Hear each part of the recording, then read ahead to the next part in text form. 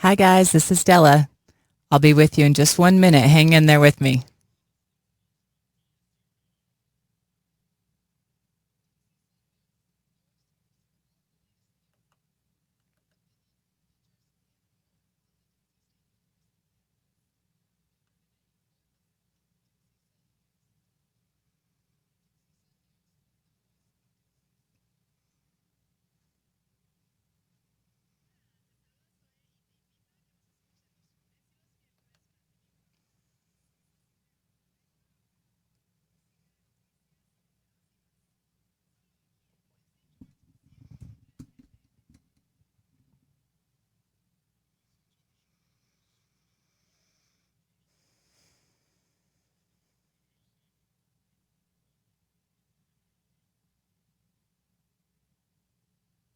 There we go.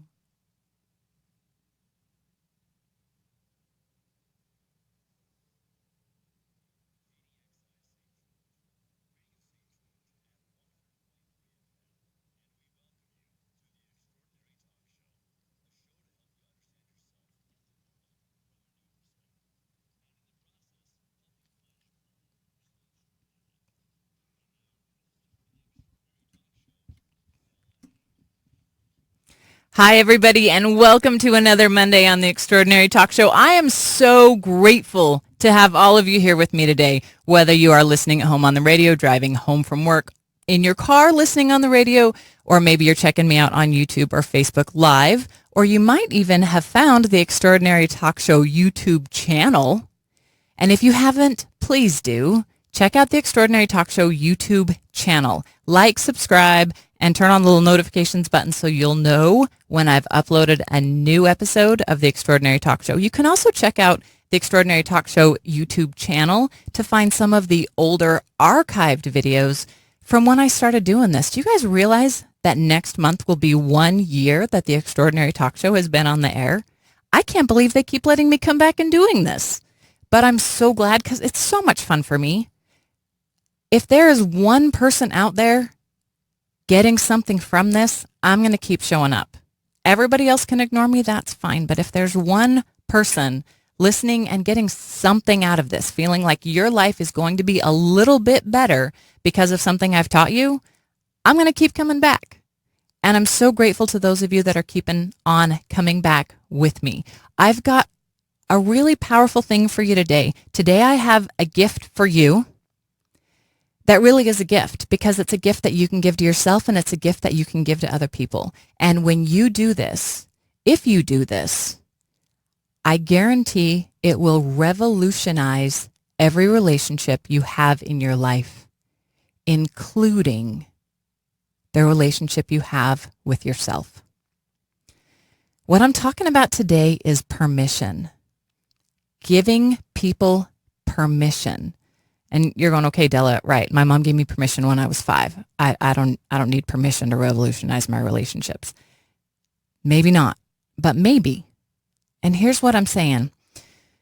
In your life, there's a lot of things you would like to change, right? There's a lot of things that you would like to be different in your life. What it comes down to, though, is there's a lot of things that you have control over. And there's a lot of things that you have zero control over. And there's some things that you have an effect over, but no control. And when it comes to those things, if those things drive you crazy, the things that you can't control, the things that you cannot effectively change, if you have a lot of those things and they're driving you nuts, my friend, you're always going to be nuts. The only thing that you truly have full power and control over in your life is yourself. And there might be times that you don't even have that. The only thing that you really, really, truly have total control over is your own thoughts. The thing about that is it takes practice to learn to control your thoughts, but that's why you're here and listening to me is so I can help you learn how to do that. So I can help you keep practicing so you can get better and better and better and better until every thought that comes into your head is one that helps you and serves you and helps you move forward.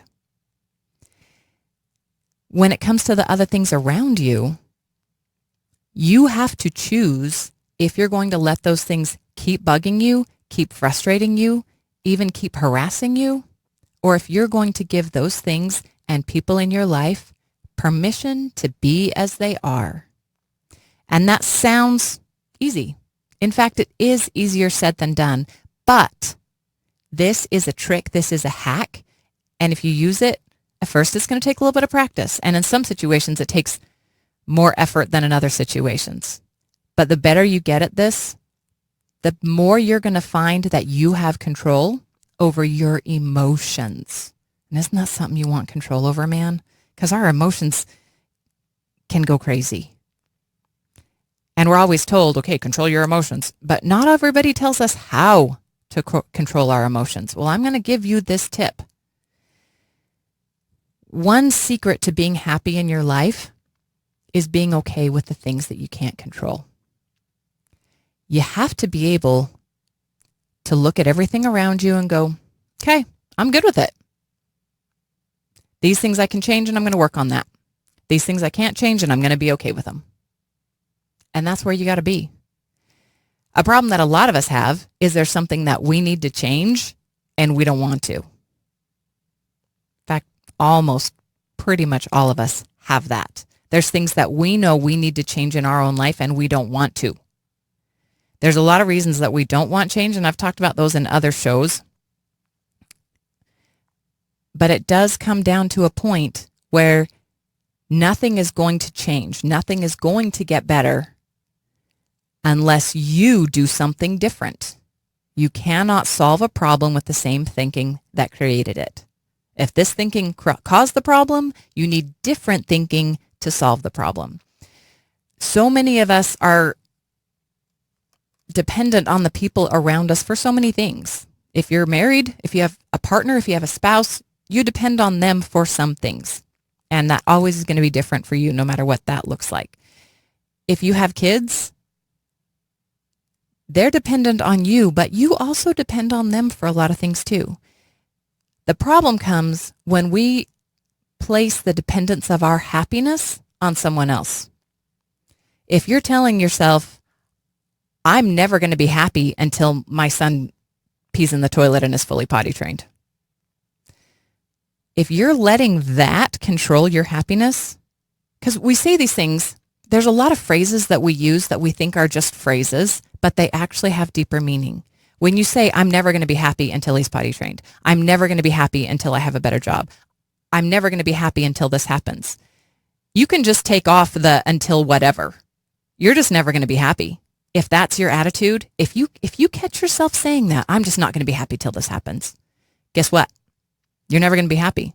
There's a restaurant that I love that I've talked about in Provo, Utah called Tommy Burger. I've been eating at Tommy Burger since I was a kid. We're talking 35 years ago. Their slogan is famous by noon tomorrow. Have you ever heard of Tommy Burger before? No? Because they're waiting for tomorrow to be famous. And tomorrow's never here. And you might think, well, I'll be happy when that happens. But if you have that attitude, that might happen and you're still going to be unhappy. Then you're just going to find the next thing that makes you unhappy. So what you got to do is first of all, realize that that's what's happening. If you're putting your happiness on your son being potty trained, chances are even when he gets potty trained, you're going to find another thing to be unhappy about. You have to learn to be okay with what is. And that means, here's how you do it. You give your son permission to not be potty trained. You have to say, you know what? I love you, son. I love it when you go to the bathroom in the toilet. I love you when you stay dry. And I love you when you don't. And what gift is that for your son? He might be 2 years old, but do you think 2-year-olds don't understand love? Oh, I guarantee 2-year-olds understand love. But it doesn't have to be 2. This happened a while ago for me when my son, who was 20 at the time, called me and said, Mom, I hate college. I hate it. I'm miserable. I like my job. I like my roommate. I like my apartment. I like my life. I like my friends. Everything's great until I walk on that campus and then I'm miserable. And I said, okay, what do you want to do? He said, I want to quit college. Wow. He had a full ride scholarship. So the mom in me went, what are you thinking? And I had to stand back. And I had to go, okay, first of all, his life, not mine. I raised him to be an adult, to make his own decisions. And now I need to trust him to do that. And ultimately, I want my son to be happy. I don't want him to do something that causes him misery. So I said to him, son, I love you. You do not need my permission to make this decision, but you have it.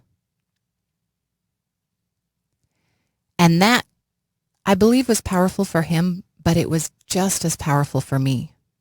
For me to be able to cut the strings. For me to be able to step back and say, this is my son. He's a smart kid. I raised him to be a smart kid.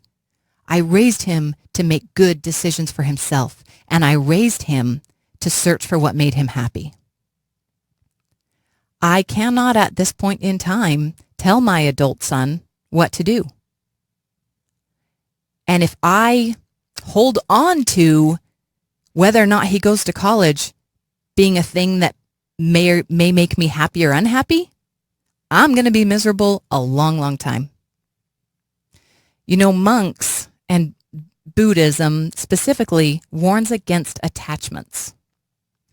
When you have an attachment to something, you have a potential for pain. There's the monk Yogananda Pandey, I think is his name. I might have gotten that wrong. And he tells a joke. He says that one woman asked him a question, and he said, why don't you email me that question so I can respond to it better? And she seemed surprised, and she said, are monks allowed to use email? And he said, of course we are, as long as there's no attachments. The point being, the more you attach to anything as an extension of your happiness, the harder it's going to be for you to be happy. If this has to be going right for you to be happy, it may or may not be going right, and you don't have control over that, so you don't have control over whether or not you're happy. If you have an attachment to that thing and it's not going well, it's going to affect your happiness. Guys, I'm not doing that. I'm not doing that. You can do that if you want to, but I'm not doing that. I am not going to be dependent on anybody else for my happiness. I'm the one who chooses if I'm happy. I'm the one who chooses if I'm miserable. And if I choose to be miserable, then I'm the one who gets to sit in that misery and be miserable. It's not my husband's fault. It's not my kid's fault. It's not my coworker's fault. It's nobody else's fault but my own. And if I choose to insist that my son goes to college so I can be happy, I'm giving away control of my happiness.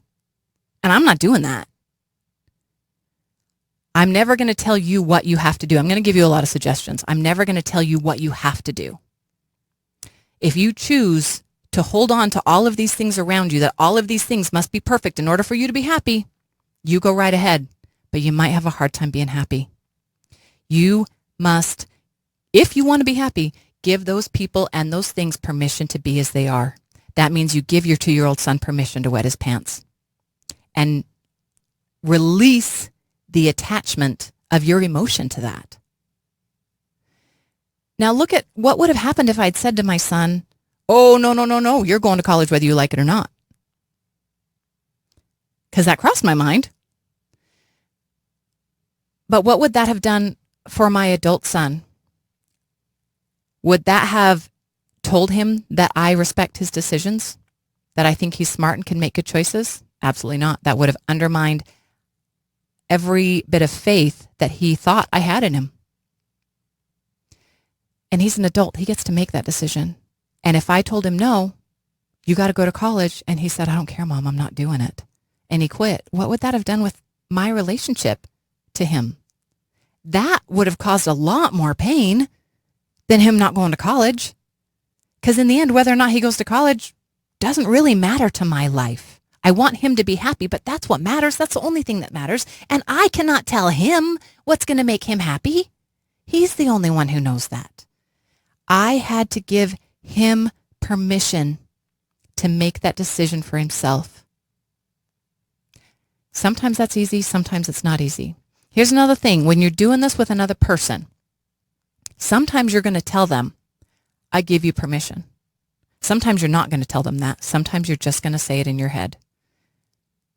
Because there are times that it's not a good idea to say that out loud. It's like poking a bear. Fine, you want to be like that? Cool, I give you permission to be like that. Sometimes people don't like that. Be smart. Say it in your head if you have to. My husband loves sports. The wonderful Chris loves football, loves basketball. He loves to watch sports, and he loves to yell at the television. This was difficult for me for a long time because I grew up in a house where yelling was not a common thing, and I'm grateful to my parents for that.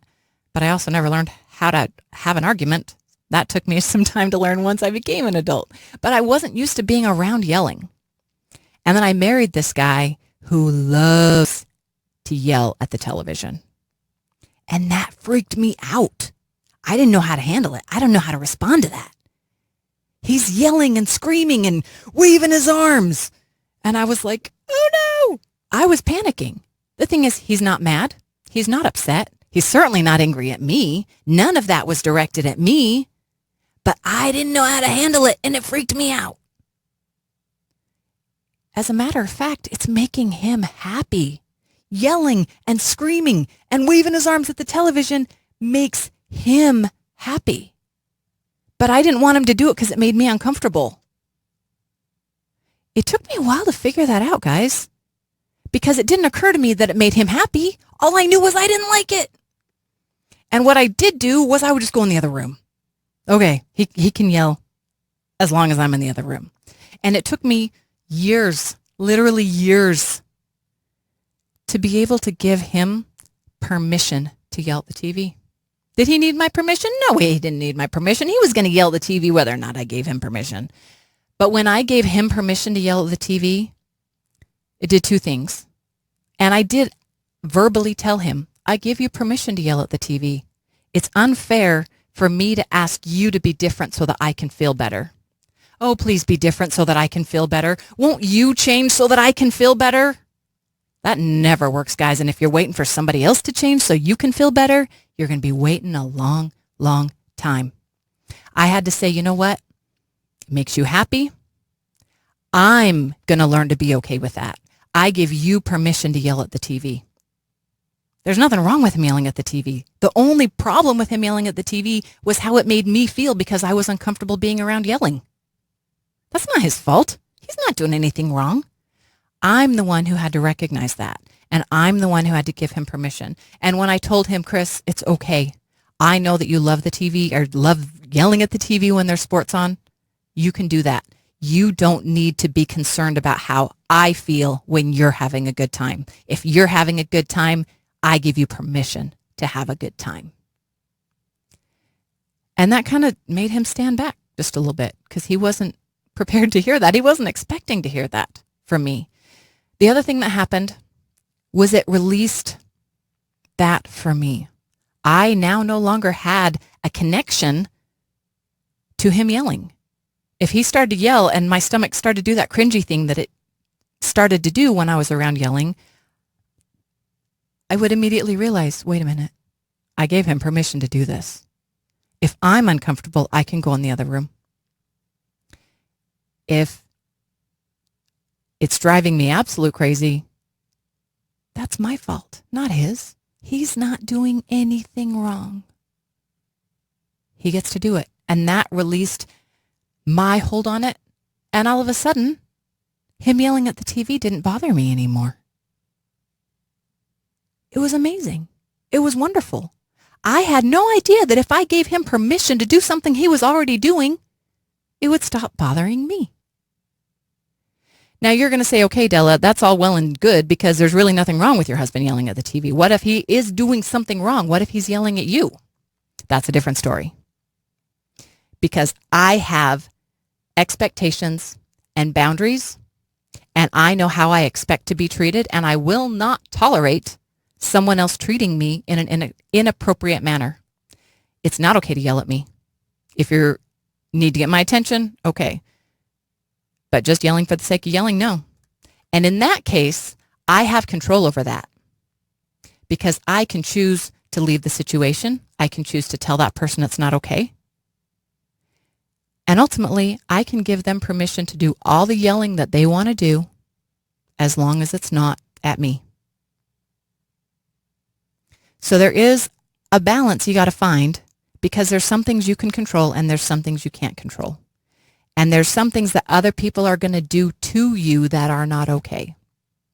And in that case, you have to learn to set your boundaries and teach people how to treat you. And let me give you a tip. People learn how to treat you based on how you treat yourself. If you speak positively about yourself, if you speak positively to yourself, the people around you are going to speak positively about you and to you as well. If you speak negatively to yourself, even when they can't hear it, even when they don't know you're doing it, you send out a signature that says, I speak negatively to myself. Everybody else can too. If you want to change that, you got to change it inside first. That's another show. We talked about that before, and we'll talk about that more again. You have to figure out what you have control over, what you don't have control over. But realize all of the things, that's what I'm really talking about, all of the things that you have an emotional response to that really don't matter.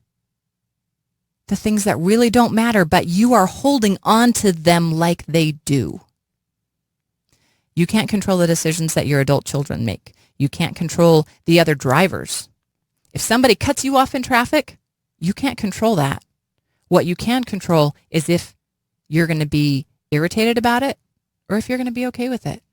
When somebody cuts you off in traffic, say, I give you permission. I give you permission to take that lane in front of me. Because really, you don't know what's going on with them. You don't know why they had to do that. You've had times that you've cut somebody off too. So have a little bit of patience with them. Understand that that's okay and everybody does that. Give them permission. Give them permission. And when you do that, you release the attachment that you have to emotion about that. I'm going to try and tell this story real quick. A few years ago, I made some pretty big changes in my life. I looked around at my life and I realized that it wasn't the life I wanted. I was pretty happy because I insist on being happy, but I wasn't living the life I wanted to live.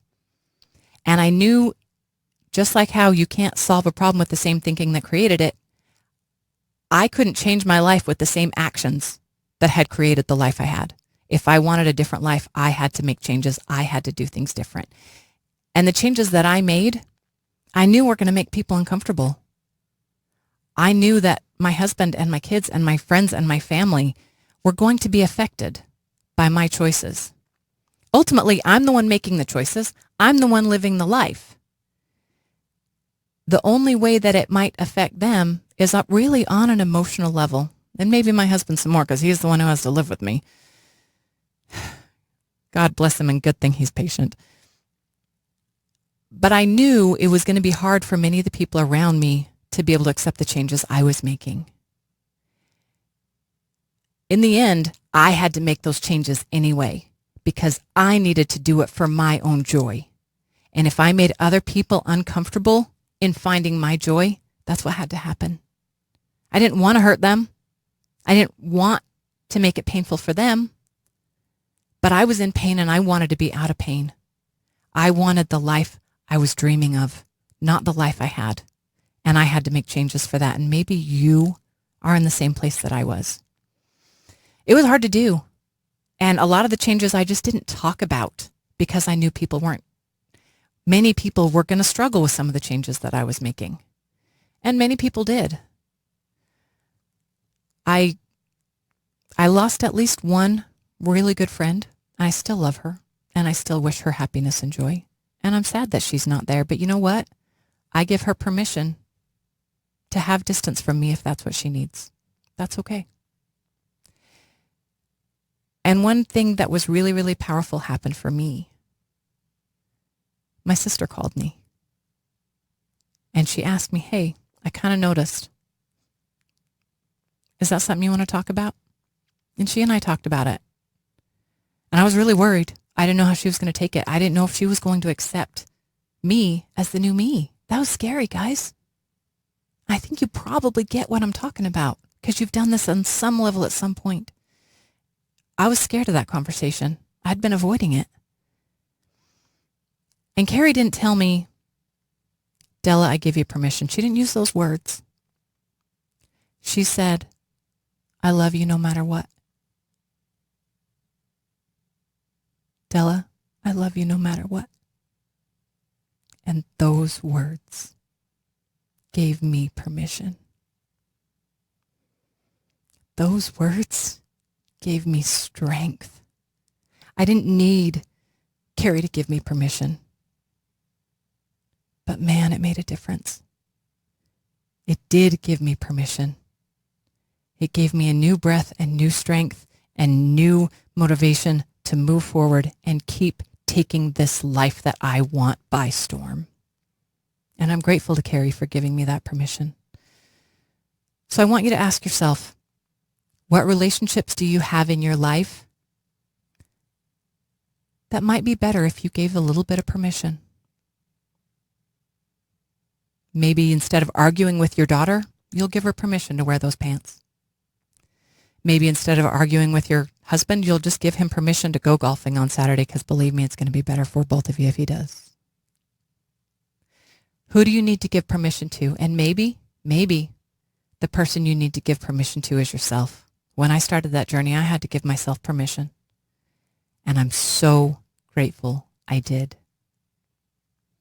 This is Della with the Extraordinary Talk Show. Again, check us out on YouTube. We're here on Facebook and Radio St. George 100.3 every Monday afternoon at 4:30. I love you guys. Thank you so much for joining me here.